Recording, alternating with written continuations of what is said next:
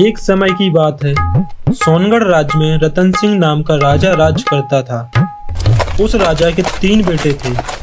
उसकी ख्वाहिश थी कि उसका सबसे काबिल बेटा उसकी राजगद्दी संभाले, लेकिन वह इस बात को लेकर संशय में था कि तीनों में से किसे वह अपना राजपाट सौंपे। एक दिन राजा को एक तरकीब सूझी। मंत्री जी, इस राजगद्दी को संभालने के लिए मेरे तीनों पुत्रों में से किसे चुना जाए?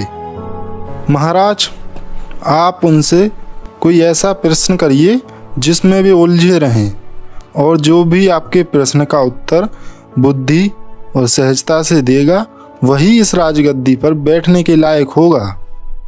ठीक है मंत्री जी, मेरे तीनों पुत्रों को दरबार में बुलाया जाए।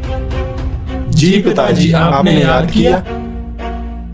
पुत्रों, आज मैं तुम तीनों में से किसी एक को ये राज सिंहासन सौंप रहा हूँ, लेकिन उससे पहले तुम्हें मेरे एक प्रश्न का उत्तर देना होगा। जो इस प्रश्न का उत्तर देगा वही इस राज सिंहासन पर बैठकर शासन करेगा। ठीक है पिताजी, हम लोग तैयार हैं। अगर कोई गुनहगार तुम्हारे सामने खड़ा है तो तुम उसके साथ क्या करोगे? तो यह बात सुनकर राजा के पहले बेटे ने कहा, पिताजी, उस अपराधी को सजाए मौत दी जानी चाहिए। जबकि दूसरा बेटा कहता है, पिताजी, हमें गुनहगार को काल कोठरी में डाल देना चाहिए। जबकि राजा के तीसरे बेटे का मत कुछ और ही था। पिताजी, हमें उसे सजा देने से पहले इस बात की जांच कर लेनी चाहिए कि उसने आखिर सही में अपराध किया भी है या नहीं। यह बात बोलकर राजा के तीसरे बेटे ने सभी को एक कहानी सुनाई। एक बार की बात है, एक राजा था जिसके पास एक बुद्धिमान तोता हुआ करता था। एक बार उस तोते ने महाराज से कहा, महाराज महाराज, मुझे अपने माता और पिताजी के पास जाना है। नहीं नहीं, अभी तुम कहीं नहीं जाओगे। और धीरे धीरे करके दिन बीतते गए, लेकिन तोता ने हार नहीं मानी।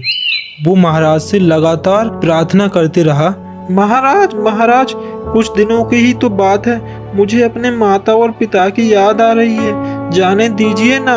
और अंत में महाराज ने तोता की बात मान ली और कहा, ठीक है, तुम अपने माता पिता से मिलकर आओ, लेकिन वहाँ ज़्यादा दिन नहीं रुकना। तुम्हारे पास केवल 5 दिन है। अपने परिवार वालों से मिलकर लौट आना। इसके बाद तोता 5 दिन के लिए अपने माता और पिता के पास चला जाता है। मैं बहुत दिनों बाद अपने माता और पिता से मिलने जा रहा हूँ। वो मुझे देखकर बहुत खुश होंगे। मैं उनके साथ खेलूंगा, कूदूंगा, मेरे दोस्त भी मिलेंगे वहाँ पर, बहुत मजा आएगा। छठे दिन जब वह राजा के पास अपने माता पिता से मिलकर वापस लौट रहा था तो उसने सोचा, क्यों ना महाराज के लिए कुछ उपहार ले लिया जाए। इस बड़े से ऊंचे पहाड़ पर देखता हूँ कुछ ना कुछ महाराज के लिए अच्छा मिल ही जाएगा। फिर महाराज भी उपहार देखकर बहुत प्रसन्न होंगे और मुझे इनाम देंगे। अरे वाह, ये तो बहुत दुर्लभ फल है। इसको खाकर तो महाराज मुझ पे बहुत प्रसन्न होंगे और इनाम भी देंगे बहुत बड़ा सा। इसको ले लेता हूँ महाराज के लिए। फिर वह तोता पर्वत की ओर निकल पड़ा। दरअसल वह महाराज के लिए अमृत फल लेना चाहता था। वहां पहुंचते पहुंचते रात हो गई। तोता ने पर्वत पर पहुंचकर फल तो ले लिया, लेकिन रात हो जाने के कारण वह आगे नहीं बढ़ा और वहीं रुक गया। उस रात जब तोता सो रहा था तभी एक सांप वहां आया और वह राजा के लिए गए अमृत फल को खाने लगा। सांप ने फल को खाया, इस कारण उस फल में जहर फैल गया। हालांकि तोते को इस बात की जरा सी भी भनक नहीं थी।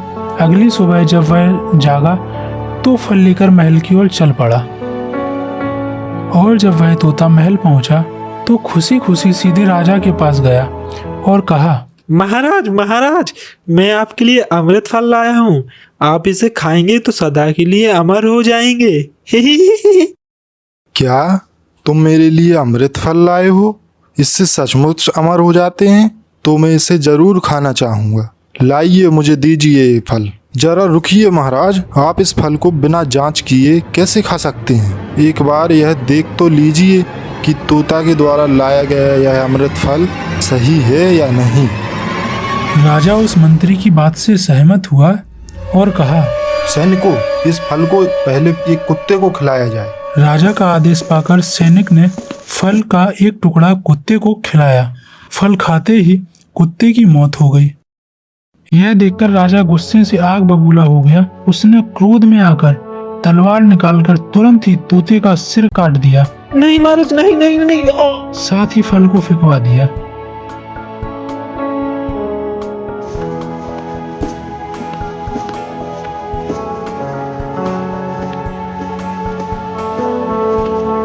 कुछ साल बाद ठीक उसी स्थान पर एक पौधा निकल आया।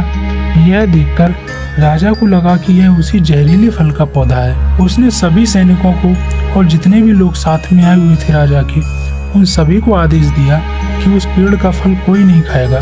कुछ दिनों बाद एक वृद्ध व्यक्ति कड़कड़ाती धूप में उसी रास्ते से गुजर रहा था। तभी वो बुजुर्ग व्यक्ति सोचता है, क्यों ना मैं इस पेड़ के नीचे थोड़ा सा आराम कर लूं। बहुत तेज धूप है, इतनी धूप में तो मेरी जान ही निकल जाएगी। तभी वह वृद्ध व्यक्ति उस पेड़ के नीचे आराम करने के लिए बैठ जाता है। बैठे बैठे, इतनी तेज धूप है और ये फल किस चीज का लगा हुआ है, देखने में तो काफी मीठा लगता है। क्यों ना इसे खाकर देख लिया जाए, मेरी थोड़ी सी भूख भी खत्म हो जाएगी। तभी वह वृद्ध व्यक्ति उस पेड़ से एक फल तोड़ लेता है और उसे खाने लगता है। और जैसे ही वह वृद्ध व्यक्ति फल खाता है, वह एकदम से जवान हो जाता है। और यह राजा देखकर एकदम से आश्चर्यचकित हो जाता है। और उस राजा को समझ आ गया था कि वह फल जहरीला नहीं था। उससे बहुत बड़ी गलती हो गई। उसने बिना सच्चाई जाने तोता को मार दिया। इसे लेकर उस राजा को काफी पछतावा हुआ।